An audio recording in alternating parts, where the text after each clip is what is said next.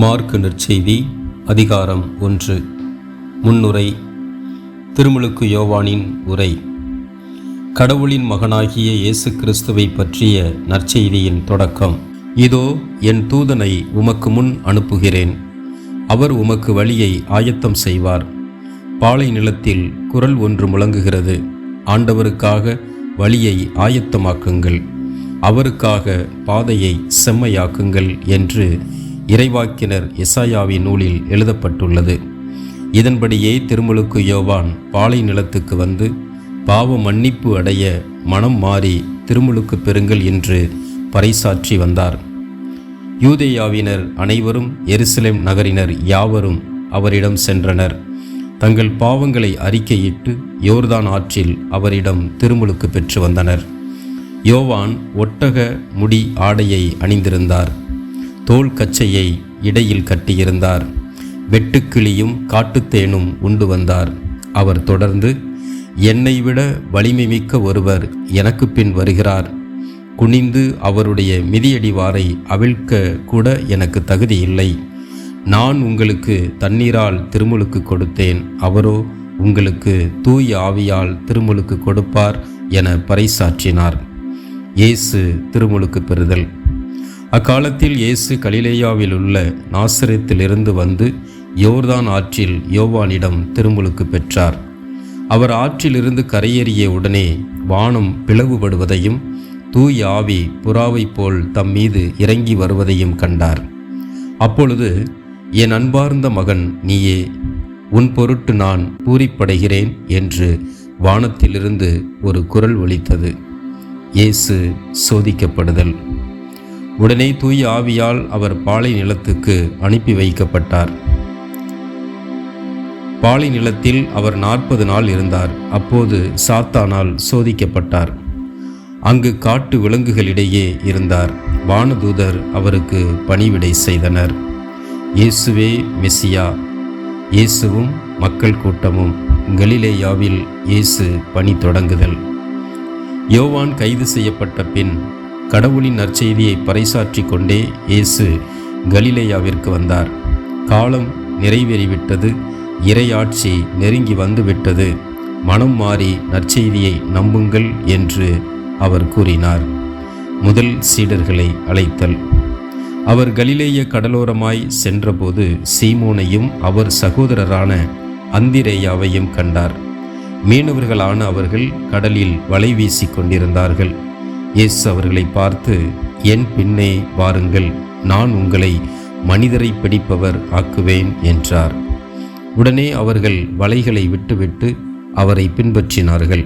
பின்னர் சற்று அப்பால் சென்றபோது செபதேயுவின் மகன் யாக்கோபையும் அவர் சகோதரரான யோவானையும் இயேசு கண்டார். அவர்கள் படகில் வலைகளை பழுது பார்த்து கொண்டிருந்தார்கள். உடனே இயேசு அவர்களையும் அழைத்தார்.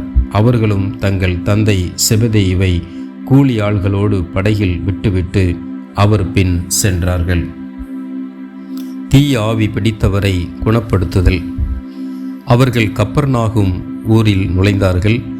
ஓய்வு நாள்களில் இயேசு தொழுகை கூடத்திற்கு சென்று கற்பித்து வந்தார். அவருடைய போதனையை குறித்து மக்கள் வியப்பில் ஆழ்ந்தார்கள். ஏனெனில் அவர் மறைநூல் அறிஞரைப் போலன்றி அதிகாரத்தோடு அவர்களுக்கு கற்பித்து வந்தார். அப்போது அவர்களுடைய தொழுகை கூடத்தில் தீய ஆவி பிடித்திருந்த ஒருவர் இருந்தார். அவரை பிடித்திருந்த ஆவி, நாசரேத்து இயேசுவே, உமக்கு இங்கு என்ன வேலை? எங்களை ஒழித்துவிடவா வந்தீர்? நீர் யார் என எனக்கு தெரியும். நீர் கடவுளுக்கு அர்ப்பணமானவர் என்று கத்தியது. வாயை மூடு, இவரை விட்டு வெளியே போய் என்று இயேசு அதனை அதட்டினார்.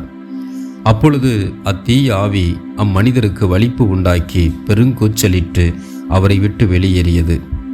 அவர்கள் அனைவரும் திகைப்புற்று, இது என்ன? இது அதிகாரம் கொண்ட புதிய போதனையாய் இருக்கிறதே. இவர் தீய ஆவிகளுக்கும் கட்டளையிடுகிறார், அவையும் இவருக்கு கீழ்ப்படுகின்றனவே என்று தங்களிடையே பேசிக்கொண்டனர். அவரை பற்றிய செய்தி உடனே கலிலேயாவின் சுற்றுப்புறம் எங்கும் பரவியது. சீமோன் பேதுருவின் மாமியார் குணமடைதலும் இயேசு பலருக்கு குணமளித்தலும். பின்பு அவர்கள் தொழுகை கூடத்தை விட்டு வெளியே வந்து யாக்கோபு யோவானுடன் சீமோன் அந்திரேயா ஆகியோரின் வீட்டிற்குள் சென்றார்கள். சீமோனுடைய மாமியார் காய்ச்சலாய் கிடந்தார். உடனே அவர்கள் அதை பற்றி இயேசுவிடம் சொன்னார்கள். இயேசு அவர் அருகில் சென்று கையை பிடித்து அவரை தூக்கினார். காய்ச்சல் அவரை விட்டு நீங்கிற்று. அவர் அவர்களுக்கு பணிவிடை செய்தார். மாலை வேளையில் கதிரவன் மறையும் நேரத்தில் நோயாளர்கள், பேய் பிடித்தவர்கள் அனைவரையும் மக்கள் அவரிடம் கொண்டு வந்தார்கள். நகர் முழுவதும் வீட்டு வாயில் முன் கூடியிருந்தது. பல்வேறு பிணிகளால் வருந்திய பலரை அவர் குணப்படுத்தினார். பல பேய்களை ஓட்டினார். அந்த பேய்கள் அவரை அறிந்திருந்ததால் அவற்றை அவர் பேசவிடவில்லை. ஊர்கள் தோறும் நற்செய்தி முழக்கம். இயேசு விடியற்காலை கருக்களில் எழுந்து தனிமையான ஒரு இடத்திற்கு புறப்பட்டு சென்றார். அங்கே அவர் இறைவனிடம் வேண்டிக் கொண்டிருந்தார். சீமோனும் அவருடன் இருந்தவர்களும் அவரை தேடிச் சென்றார்கள். அவரை கண்டதும் எல்லாரும் உம்மை தேடிக்கொண்டிருக்கிறார்கள் என்றார்கள். அதற்கு அவர், நாம் அடுத்த ஊர்களுக்கு போவோம், வாருங்கள், அங்கும் நான் நற்செய்தியை பறைசாற்ற வேண்டும், ஏனெனில் இதற்காகவே நான் வந்திருக்கிறேன் என்று சொன்னார். பின்பு அவர் கலிலேயா நாடு முழுவதும் சென்று அவர்களுடைய தொழுகை கூடங்களில் நற்செய்தியை பறைசாற்றி பேய்களை ஓட்டி வந்தார். தொழுநோயாளர் நலமடைதல். ஒரு நாள் தொழுநோயாளர் ஒருவர் இயேசுவிடம் வந்து, நீர் விரும்பினால் எனது நோயை நீக்க உம்மால் முடியும் என்று முழந்தாள் படியிட்டு வேண்டினார். இயேசு அவர் மீது பரிவு கொண்டு தமது கையை நீட்டி அவரை தொட்டு அவரிடம், நான் விரும்புகிறேன், உமது நோய் நீங்குக என்றார். உடனே தொழுநோய் அவரை விட்டு நீங்க அவர் நலமடைந்தார். பிறகு அவரிடம், இதை யாருக்கும் சொல்ல வேண்டாம், கவனமாயிரும். ஆனால் நீர் போய் உம்மை குருவிடம் காட்டி நோய் நீங்கியதற்காக மோசே கட்டளையிட்டுள்ள காணிக்கையை செலுத்தும். நீர் நலமடைந்துள்ளீர் என்பதற்கு அது சான்றாகும் என்று மிக கண்டிப்பாக கூறி உடனடியாக அவரை அனுப்பிவிட்டார். ஆனால் அவர் புறப்பட்டு சென்று இந்த செய்தியை எங்கும் அறிவித்து பரப்பி வந்தார். அதனால் இயேசு எந்த நகருக்குள்ளும் வெளிப்படையாய் செல்ல முடியவில்லை. வெளியே தனிமையான இடங்களில் தங்கி வந்தார். எனினும் மக்கள் எல்லா இடங்களிலிருந்தும் அவரிடம் வந்து கொண்டிருந்தார்கள்.